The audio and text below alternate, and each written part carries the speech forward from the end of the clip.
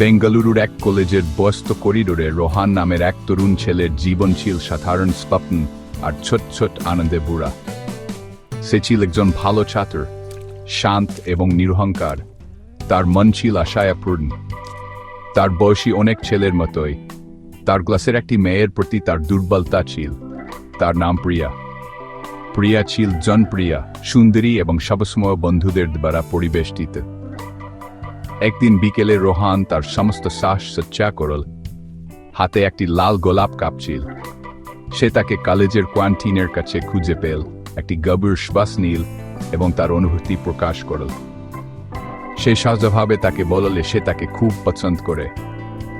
এটি তার জন্য একটি অত্যন্ত দুর্বল মুহূর্ত ছিল, এমন একটি পদক্ষেপ সে অনেক সপ্তাহ ধরে ভেবেছিল। প্রিয়া তার দিকে তাকাল, তার সাথে নয় বরং সম্পূর্ণ ব্যবসা নিয়ে। তার বন্ধুরা তার পিছনে খিলখিল করে হাসছিল।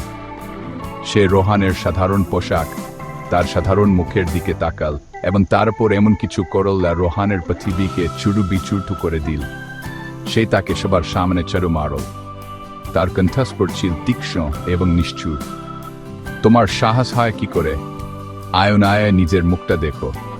তুমি কি মনে করো তোমার মতো একটা ছেলে আমাকে প্রপোজ করতে পারে?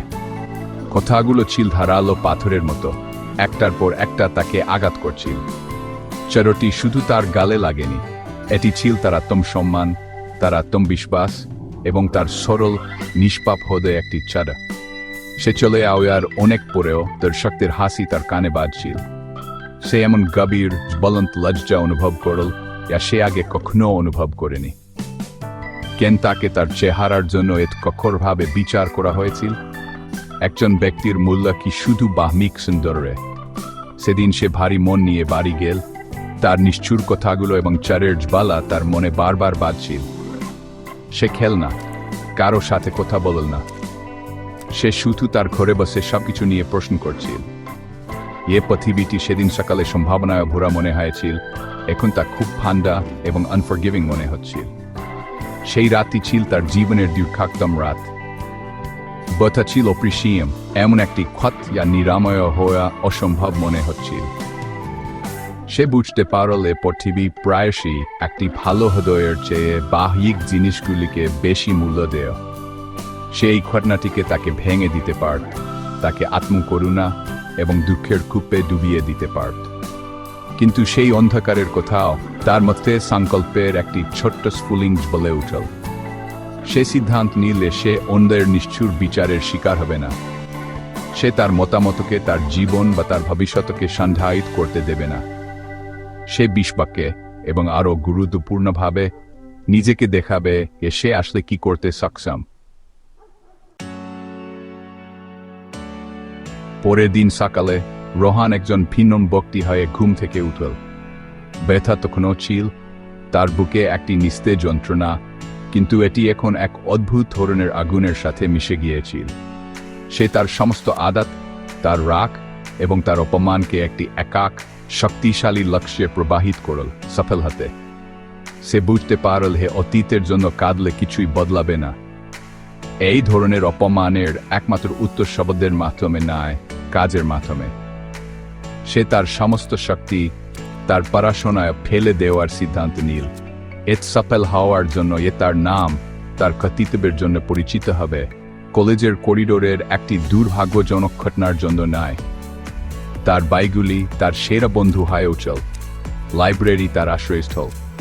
সে এমন মনোযোগ দিয়ে পড়াশোনা শুরু করল যা সে আগে কখনো জানত না। সে লাইব্রেরিতে প্রথম প্রবেশ করল এবং শেষ বেরোত।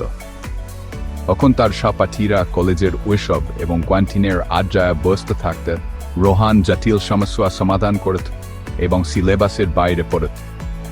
সে বিস্তারিত নোট তৈরি করে তার অধ্যাপকদের অসংখ্য প্রশ্ন করত এবং নির্লসভাবে স্থানের অন্বেষণ করত। তার গ্রিড যা একসময় গড়ছিল বাড়তে শুরু করল। সে প্রতিটি পরীক্ষায় তার ক্লাসে প্রথম স্থান অধিকার করল, যা তার সহকর্মী এবং শিক্ষকদের অবাক করে দিল। সে আর সেই শান্ত আদর্শ ছেলেটি ছিল না। সে ছিল মেধাবী ছাত্র যাকে সবাই শ্রদ্ধা করত। তার কঠোর পরিশ্রম শুধু ভালো নম্বর পাওয়ার জন্য ছিল না, এটি ছিল নিজেকে গড়ে তোলার জন্য, টুকরো টুকরো করে। প্রতিটি অব্যয়ে আসে আত করে, প্রতিটি সমস্যায় আসে সমাধান করত। আর তা ছিল সেই ছেলেটি থেকে দূরে সরে আওয়ার একটি পদক্ষেপ, যাকে প্রকাশ্যে অপমান করা হয়েছিল। এটি ছিল তার আত্মসম্মান ফিরে পাওয়ার একটি উপায়। সে ব্যবসা এবং প্রযুক্তি সম্পর্কে শিখতে শুরু করল, এমন বাই এবং প্রবন্ধ পড়ত তার কলেজের পাঠ্যক্রমের অনেক বাইরে ছিল। সে নিজের জন্য এমন একটি ভবিষ্যৎ দেখল, শুধু একটি সাধারণ চাকরিতে সীমাবদ্ধ ছিল না। সে নিজের কিছু তৈরি করার স্বপ্ন দেখতে, এমন একটি জায়গা এখানে মানুষকে তাদের দক্ষতা এবং তাদের চরিত্রের জন্য মূল্যায়ন করা হবে, তাদের চেহারার জন্য নয়।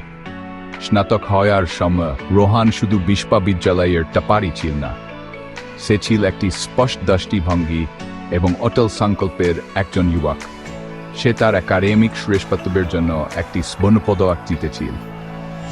যে লোকেরা তাকে একসময় উপহাস করেছিল, তারা এখন তাকে শ্রদ্ধার সাথে অভিনন্দন জানাল।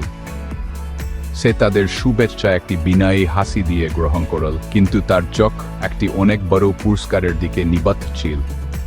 তার জীবনের কলেজ অধ্যয় শেষ হয়েছিল এবং সে নিজের শোতে এটি শেষ করেছিল।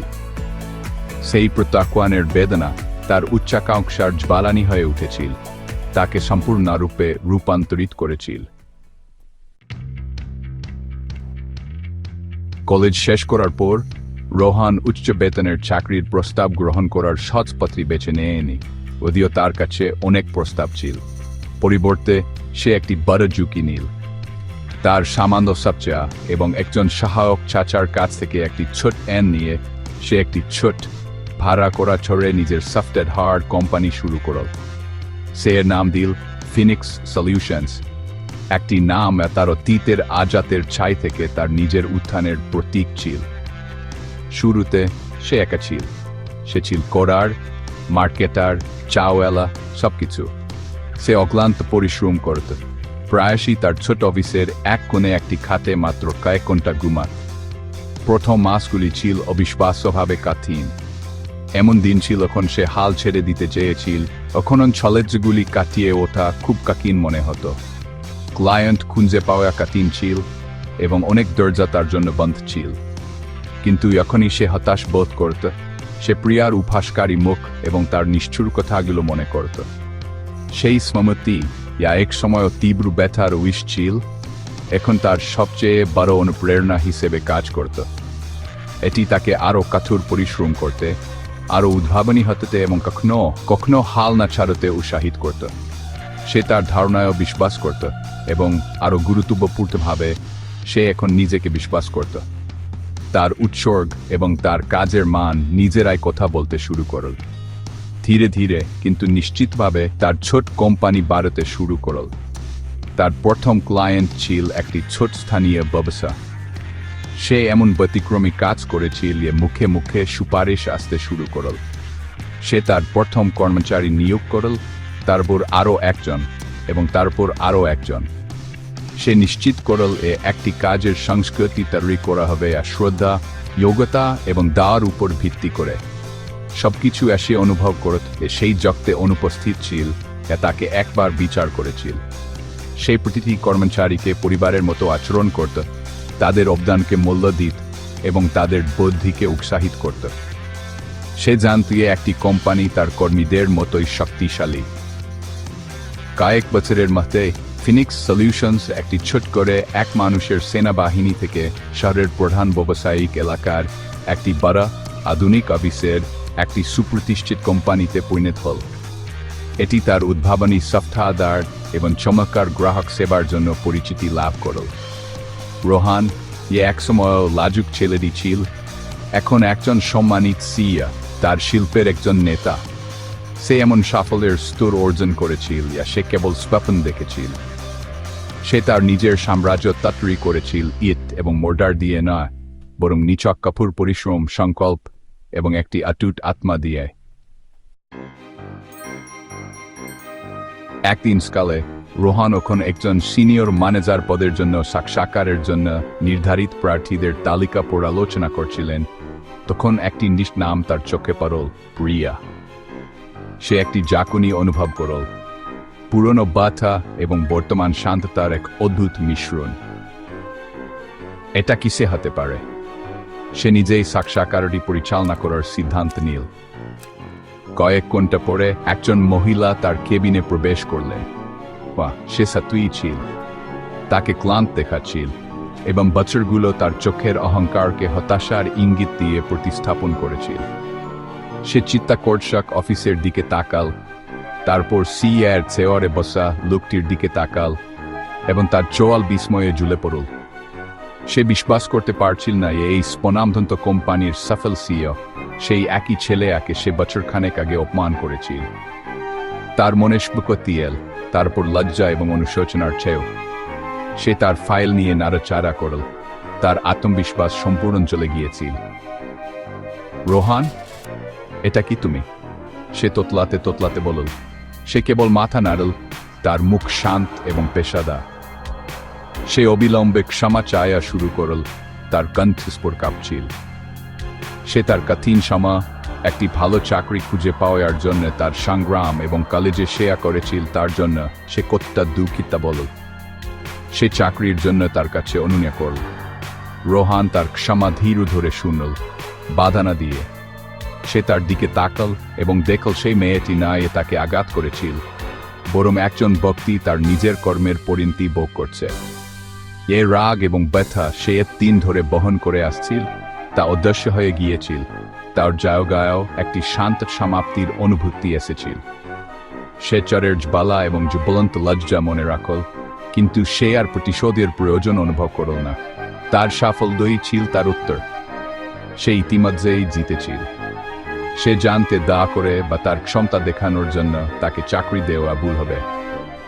একটি শান্ত এবং স্থির কণ্ঠে সে কথা বলল, আমি আপনার ক্ষমা প্রশংসা করি প্রিয়া, অতীতে। তবে আমি আপনাকে এই পদটি দিতে পারব না। আমার কোম্পানি সম্মান এবং চরিত্রের ভিত্তিতে নির্মিত এবং আমাকে সেই মূল্যবোধগুলি বজায় রাখতে হবে। সে বিনয়ের সাথে দরজার দিকে ইশারা করল। আমি আপনার ভবিষ্যতের জন্য শুভকামনা জানাই। প্রিয়া এক মুহূর্তের জন্য সেখানে দাঁড়িয়ে রইল, নীরবতায় স্তম্ভিত হয়ে, তারপর ঘুরে তার জীবন থেকে চিরতরে চলে গেল। রোহান তাকে একেতে দেখল, বিজয়ের সাথে নয়, বরং একটি গভীর বোঝার সাথে। জীবনের একটি অদ্ভুত উপায় আছে সম্পূর্ণ বোধে ফিরে আসার। আমাদের কর্ম, ভালো বা মন্দ, সবসময় আমাদের কাছে ফিরে আসে, কারণ কর্ণফল শেষ পর্যন্ত সবচেয়ে ধৈর্যশীল এবং ন্যায় বিচার।